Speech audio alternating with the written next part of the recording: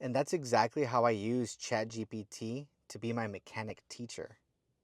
So this is exactly how I used it. I basically gave it all the context. I know how to do oil changes. I know how to do brakes. I know how to do very basic things.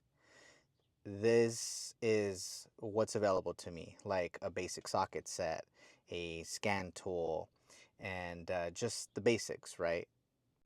Then, once I gave the whole context and the background into ChatGPT, I said, I want to go from where I'm currently at into somebody that's very knowledgeable with an incredibly solid foundation.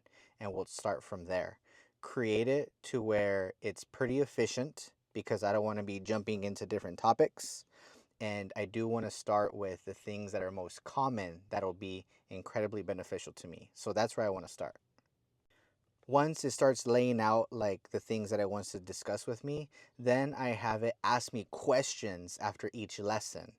And then I answer those questions and it tells me, yes, you're right, or no, you're not right, and this is the actual answer. So that's the key is going to basically have questions, have ChatGPT quiz you immediately after the lesson learned. Because throughout that process, once you learn about short-term fuel trim, long-term fuel trim, you'll need a scan tool that'll basically be able to help you out with that.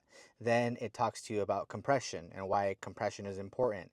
Then you'll want a compression gauge. Then we get into fuel delivery, why fuel pressure is important. Then you're going to want a fuel gauge for that also. So I have things like that if you want. I have them in the link down below, but that's a side note. Once you've got the things that you got, once you get things that you want to get, then you start jumping into YouTube. That's where you start seeing what you've learned in real time because seeing it is really how I grasp it. So, level one is learn about it in the classroom, like ChatGPT style. Then, level two is jumping onto YouTube and doing your own research to be able to check that out, see how it's done. Then we move on to level three. And level three is really you doing it.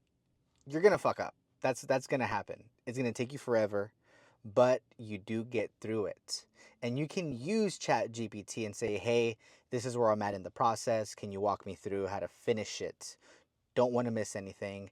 And one thing that I do want to note that's incredibly important is I always tell ChatGPT to take on the role of a master mechanic that specializes in insert make model here. Like a mechanic that specializes in Ford, as an example.